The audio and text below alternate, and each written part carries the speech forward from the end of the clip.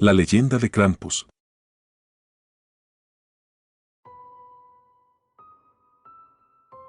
Había algo especial en esa época del año, un aire de nostalgia mezclado con un vago sentimiento de inquietud.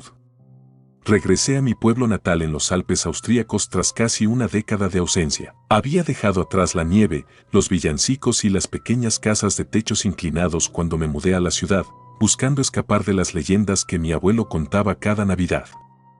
Pero este año, un mensaje inesperado de mi hermana me hizo volver. Ven.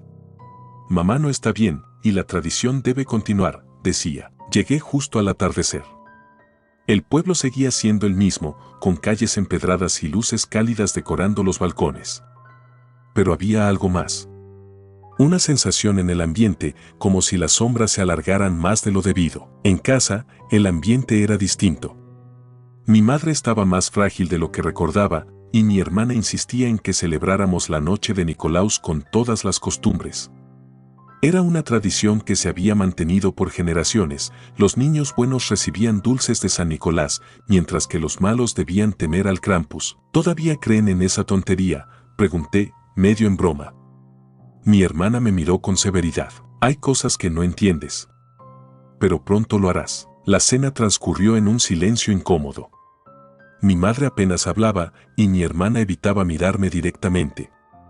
Fue entonces cuando vi el sobre en la mesa. Era rojo, con mi nombre escrito en una caligrafía antigua. Lo abrí. Dentro había una lista de nombres, muchos de los cuales reconocí. Eran mis antiguos compañeros de escuela. ¿Qué es esto?, pregunté, mostrándole la lista a mi hermana. Ella suspiró. Esos son los que desaparecieron. Me congelé. Recordaba las historias de niños que nunca regresaron después de las fiestas de Nicolaus. Siempre pensé que eran inventos para asustar a los más pequeños. Pero ahora, al ver los nombres en papel, un escalofrío recorrió mi espalda. ¿Y esto qué tiene que ver conmigo?, insistí. No lo sé. Pero encontré esta lista en el ático, junto con algo que te pertenece. Me llevó a mi antigua habitación. En el fondo de un baúl polvoriento había un pequeño muñeco tallado en madera. Representaba al Krampus, con cuernos retorcidos, lengua larga y una expresión malévola. Lo recordaba. Era un regalo de mi abuelo cuando era niño. Esa noche, no pude dormir. Afuera, el viento aullaba, y las ramas de los árboles golpeaban la ventana como si quisieran entrar. Cerca de la medianoche, escuché pasos en la nieve. Me levanté y miré por la ventana. Había algo, o alguien, parado frente a la casa. Era una figura alta, envuelta en sombras, con algo que parecía una bolsa colgando de su espalda. Un escalofrío me recorrió. Parpadeé, y la figura ya no estaba. ¿Qué pasa?, susurró mi hermana detrás de mí. Le conté lo que había visto, pero ella no pareció sorprendida. Es mejor que no salgas esta noche, dijo simplemente antes de regresar a su cuarto. A la mañana siguiente, fui a la biblioteca del pueblo. Necesitaba respuestas. Encontré libros antiguos que hablaban de Krampus, no como una simple leyenda, sino como una entidad real, un castigador de los malvados. Según las historias, su presencia se hacía más fuerte en lugares donde las tradiciones se estaban perdiendo o donde los pecados quedaban impunes. Mientras hojeaba los textos, un anciano se me acercó. ¿Buscas a Krampus?, preguntó en un susurro. Es solo curiosidad, mentí. Ten cuidado. La curiosidad puede llamar su atención, advirtió antes de marcharse. Esa noche, revisé la lista nuevamente. Había algo familiar en el patrón. Todos los nombres pertenecían a niños que, según las historias del pueblo, habían sido problemáticos. Burlones, crueles, egoístas.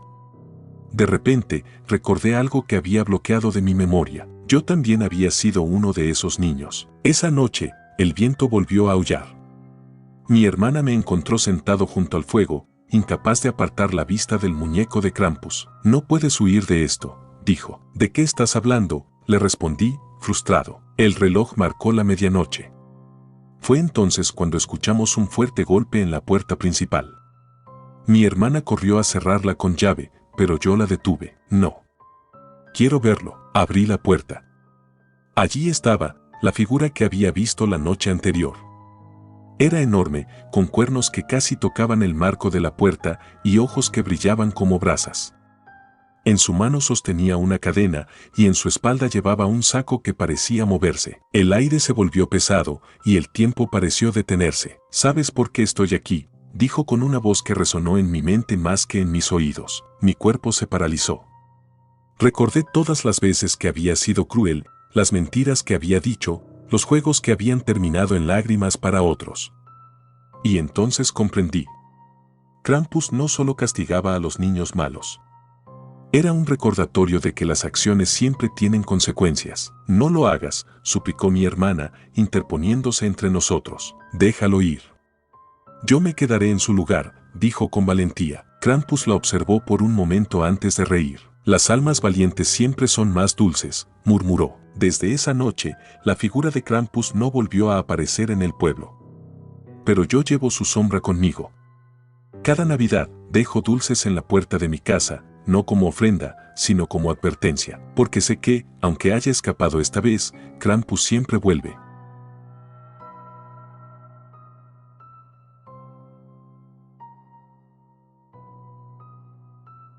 La iglesia de Santa María.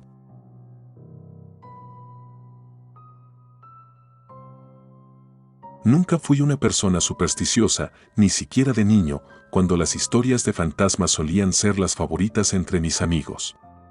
Siempre encontraba consuelo en las explicaciones racionales.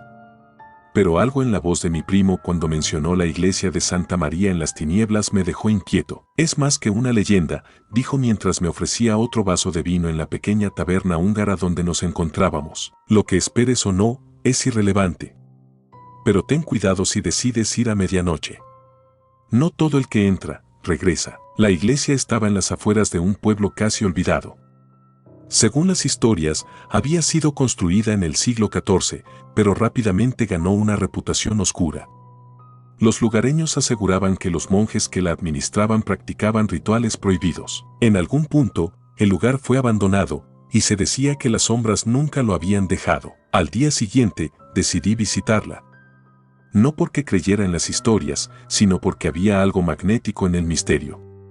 Mi primo se negó a acompañarme, pero me dio instrucciones para llegar. La iglesia era un esqueleto de piedra negra, con un campanario que parecía desafiar al cielo. Las puertas estaban cubiertas de símbolos tallados que no reconocí.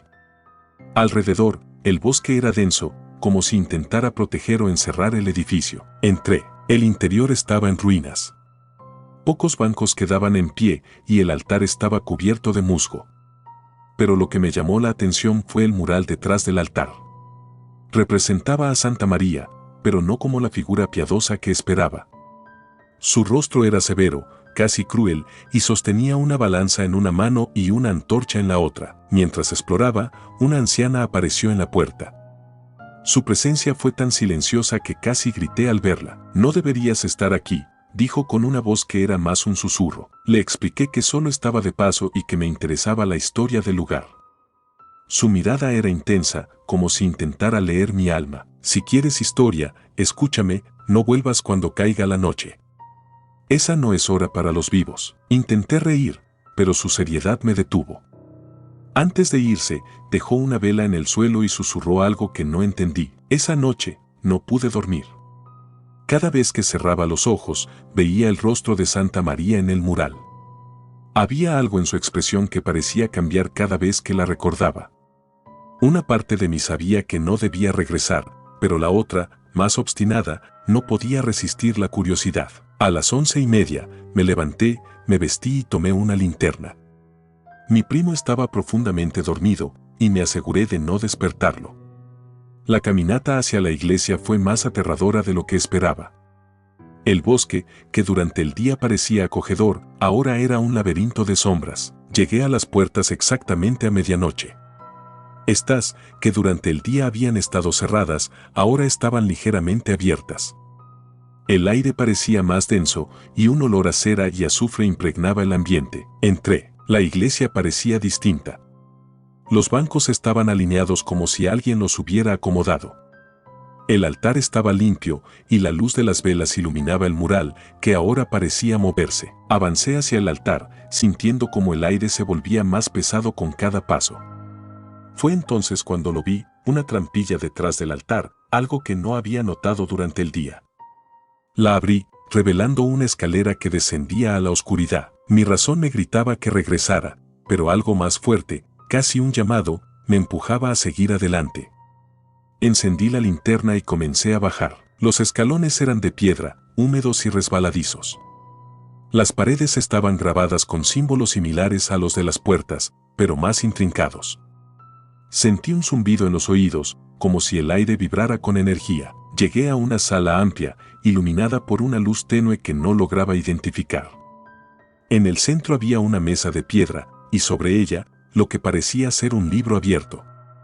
Me acerqué, pero antes de que pudiera tocarlo, la trampilla sobre mí se cerró de golpe. El sonido me hizo girar, y fue entonces cuando lo vi, una figura, alta y oscura, con un rostro indistinto pero unos ojos que brillaban como brasas. «No deberías estar aquí», dijo, con una voz que resonó en mi cabeza más que en el aire. Intenté correr, pero mis piernas no respondieron. La figura avanzó, y cada paso hacía que el suelo temblara. «¿Qué buscas?», preguntó. «No sé», respondí, mi voz temblando. «Todos buscan algo. Aquí se paga un precio por ello». La figura señaló hacia el libro en la mesa. A pesar de mi miedo, me acerqué y lo abrí. Las páginas estaban en blanco al principio, pero pronto comenzaron a llenarse con palabras, nombres, fechas. Reconocí mi nombre entre ellos. «Tu vida está escrita aquí. Tus pecados. Tus decisiones. Este es tu juicio», dijo la figura, señalando hacia una balanza que apareció de la nada. De un lado de la balanza, comenzaron a aparecer pequeñas figuras, personas a las que había herido, momentos de egoísmo. Del otro lado, surgieron momentos de bondad. Pero el lado negativo pesaba más. La figura levantó una antorcha, como la del mural, y me apuntó con ella. Sentí el calor y el peso de mi vida, como si todo mi ser estuviera siendo despojado. «Regresa y corrige tus errores, o quédate y sé parte de este lugar», dijo finalmente. Desperté a las afueras de la iglesia, con la vela de la anciana encendida a mi lado. Era de día, pero el lugar parecía más oscuro que nunca. Regresé al pueblo y decidí no hablar de lo ocurrido, al menos no al principio. Pero el rostro de Santa María y la balanza seguían en mi mente. Desde entonces, intento equilibrar la balanza, porque sé que, algún día, todos enfrentaremos nuestro juicio.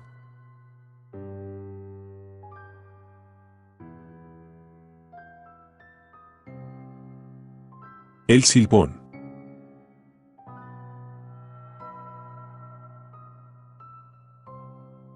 La noche estaba en calma, rota solo por el zumbido de los insectos y el ocasional croar de las ranas. Había llegado al llano venezolano hacía una semana, buscando un lugar apartado para reconectar conmigo mismo. Después de un año de estrés en la ciudad, necesitaba respirar aire puro y descansar. Mi amigo Marco, un llanero de corazón, me ofreció su finca, un espacio vasto y apartado rodeado de sabanas interminables y un cielo que parecía tragarse todo. Esa noche en particular, la luna estaba alta, bañando el paisaje en un resplandor plateado. Estaba sentado en el porche de la cabaña, con una taza de café en una mano y un libro en la otra. Marco había salido temprano a recoger ganado, dejándome a cargo del lugar. La soledad era bienvenida, al menos hasta que comencé a sentir algo raro. El viento había cambiado. Era un frío extraño para una región calurosa. Cerré el libro y miré hacia la llanura. Todo estaba en silencio, como si el paisaje hubiese contenido la respiración. Fue entonces cuando lo oí por primera vez, un silbido largo, lúgubre, que parecía venir de todas partes y de ninguna al mismo tiempo. Primero pensé que era un pájaro nocturno o un animal del llano. No le di importancia. Pero el silbido continuaba, acercándose y alejándose en un vaivén desconcertante. Si suena cerca, está lejos; si suena lejos, está cerca. Esa advertencia resonó en mi cabeza de repente. Era algo que Marco había mencionado de pasada, como una vieja historia que se cuenta en el campo para asustar a los forasteros. Decidí entrar en la cabaña, cerrar la puerta y apagar las luces. Algo en mi interior me decía que no debía ignorar esa advertencia. Sin embargo, al poco rato, el silbido se intensificó, y con él, una sensación de opresión que no podía explicar. Era como si el aire se hubiera vuelto denso, difícil de respirar. La finca de Marco era antigua, con paredes de madera gruesa que crujían con el viento. Me aseguré de cerrar cada ventana y atrancar la puerta. Mi plan era ignorar el extraño sonido, asumir que mi mente me estaba jugando una mala pasada y esperar a que amaneciera. Pero cuando el reloj marcó la medianoche, el silbido regresó, más insistente. Un golpe seco resonó en la puerta principal. Me congelé. La puerta vibró como si algo pesado la hubiese tocado. Seguí inmóvil, tratando de racionalizar. Es solo el viento, me repetí. Pero entonces, lo sentí, un olor nauseabundo, una mezcla de carne podrida y humedad. El golpe se repitió, esta vez más fuerte, seguido de un rasguño que se deslizó lentamente por la madera. No podía moverme, apenas podía respirar. Fue entonces cuando me acordé de la otra advertencia de Marco: si escuchas sus pasos, no lo mires. Si lo miras, estás perdido. Finalmente reuní el valor para acercarme a la ventana más lejana y asomarme ligeramente. El patio delantero estaba vacío, pero el silbido persistía. Al mirar hacia la llanura, algo captó mi atención. Bajo la luz de la luna, vi una figura alta y delgada caminando lentamente, cargando algo en sus hombros. Desde esa distancia, no podía distinguir mucho, pero parecía llevar un saco grande que colgaba hacia un lado. Mis piernas temblaron. Intenté retroceder, pero tropecé con una silla, haciendo ruido.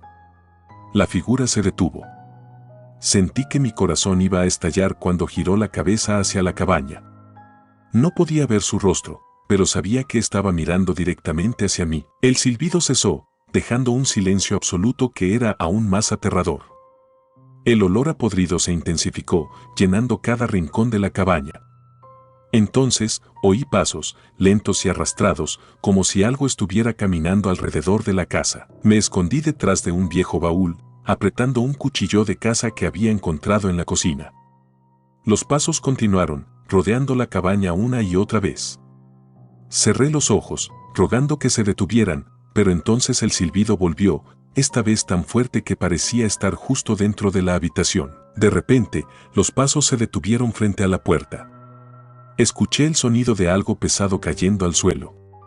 Con el corazón en la garganta, me acerqué lentamente a la ventana más cercana. Lo vi otra vez, de pie en el porche, dejando caer lo que parecía ser el saco al suelo. El saco se abrió, y un espeso polvo cubrió el aire. Mi estómago se revolvió cuando me di cuenta de que contenía huesos humanos, algunos quebrados, otros incompletos, pero todos blanqueados por el tiempo. El espectro levantó la cabeza, y por un breve instante, vi su rostro. No era humano. Era una calavera alargada, con ojos huecos que parecían arder con un fuego apagado. Grité, retrocediendo, pero tropecé otra vez y caí al suelo. Desperté con la luz del sol entrando por las ventanas. La cabaña estaba en silencio. Por un momento, pensé que todo había sido un sueño, una pesadilla provocada por las historias de Marco. Pero cuando salí al porche, el saco seguía allí, cerrado, como si nada hubiera pasado. No tuve el valor de abrirlo. Corrí hasta la carretera principal y esperé a que alguien pasara. Marco llegó unas horas después, preocupado porque no había respondido sus llamadas. Le conté lo sucedido, pero su expresión cambió de escepticismo a miedo cuando vio el saco. No debiste quedarte solo en la finca, dijo finalmente. El Silbón no es solo una leyenda. Ha estado aquí antes. Ese fue el último día que pasé en el llano.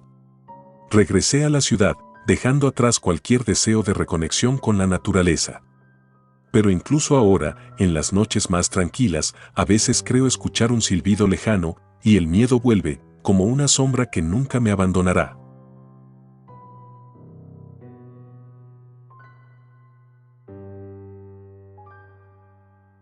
La dama de blanco.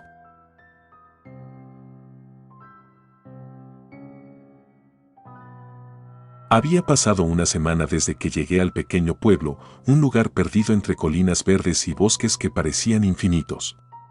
Había venido buscando algo de paz, lejos de la rutina y del ruido de la ciudad. El alquiler de la cabaña había sido barato, y la idea de pasar las tardes escribiendo junto a una chimenea sonaba perfecta. No esperaba encontrarme con lo que pasó. La cabaña estaba a unos 15 minutos del centro del pueblo, rodeada por árboles y con una vista parcial de un lago. El lugar tenía un encanto rústico, aunque los vecinos parecían reticentes a hablar mucho conmigo.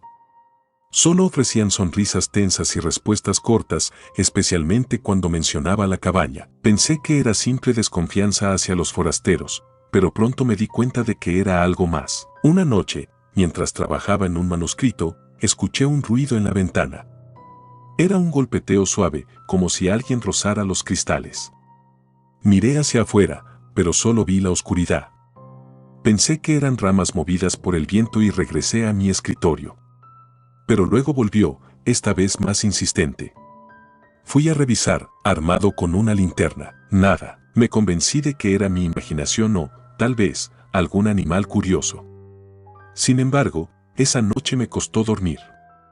Había algo en el aire, algo pesado que no lograba definir. A la mañana siguiente, en el mercado del pueblo, decidí mencionar el incidente. Una anciana que atendía un puesto de fruta se detuvo al escucharme y murmuró algo que no entendí. Cuando le pedí que repitiera, negó con la cabeza y me entregó la bolsa de manzanas sin decir más. Otra mujer, más joven, se me acercó después. ¿Dónde estás hospedándote?, preguntó, con un tono que no pude descifrar. Le expliqué y su rostro se tensó. Ten cuidado en esa cabaña. Algunas noches, cosas pasan cerca del lago. Quise preguntar más, pero ella simplemente se marchó. Mi curiosidad estaba despierta, pero no le di demasiada importancia. Pensé que eran cuentos locales, historias para asustar a los turistas. Esa noche, sin embargo, todo cambió. Eran cerca de las 2 de la madrugada cuando desperté por el sonido de pasos. Provenían del exterior, rodeaban la cabaña lentamente, como si alguien estuviera inspeccionándola.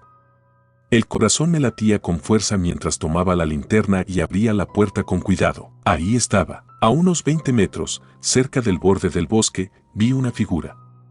Era una mujer vestida completamente de blanco, con un vestido antiguo que ondeaba suavemente, aunque no había viento. Su cabello oscuro caía en mechones desordenados sobre sus hombros y su rostro estaba inclinado hacia abajo, como si mirara el suelo. ¿Hola?, pregunté, mi voz temblorosa. La figura no respondió.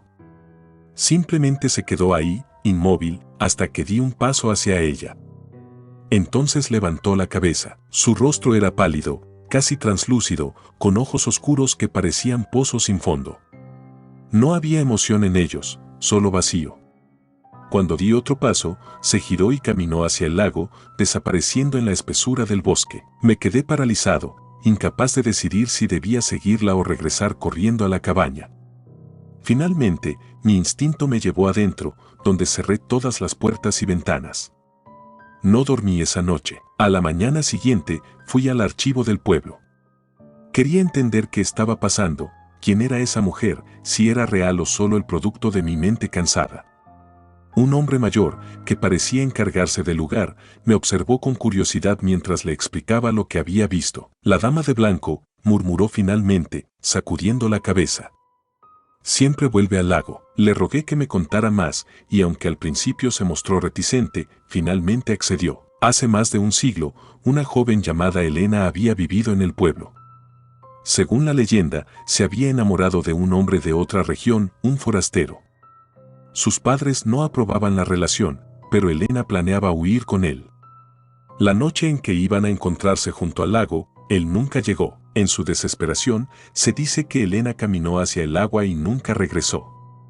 Su cuerpo fue encontrado días después, flotando cerca de la orilla. Desde entonces, varias personas habían reportado verla cerca del lago, especialmente en noches de luna llena.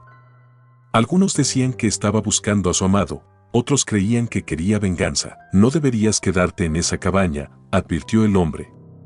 Ese lugar está demasiado cerca de su tristeza. No sabía qué pensar.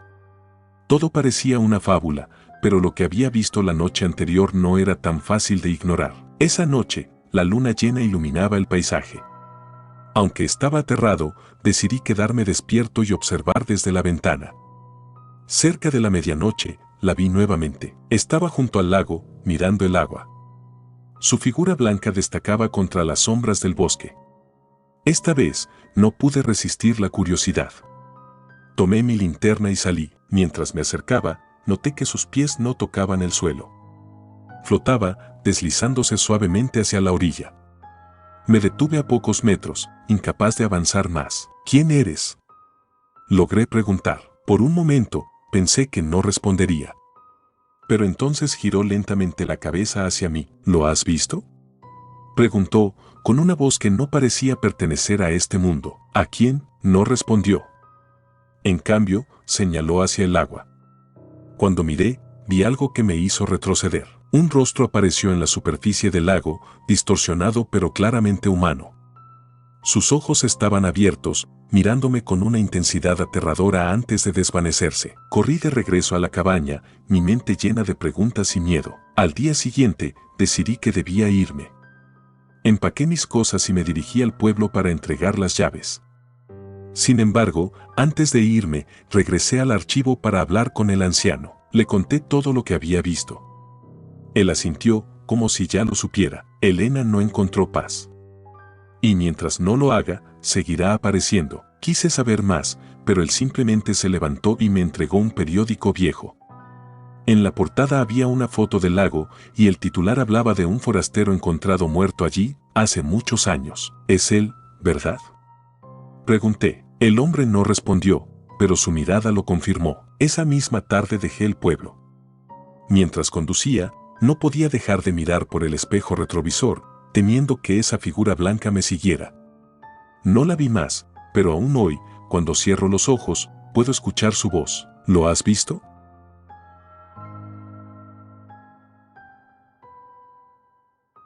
Gracias por tomarse el tiempo de escuchar nuestros relatos de terror, espero y haya sido de su agrado. Si te gustan los relatos de terror, apóyanos a darle like y compartiendo, o haciendo un comentario, ya que eso nos ayudaría a la mejora continua. Si aún no estás suscrito o suscrita, los invito a que lo hagan para que no se pierdan de los mejores relatos de terror de Lamentos de la Noche. Gracias por el apoyo y buena vibra.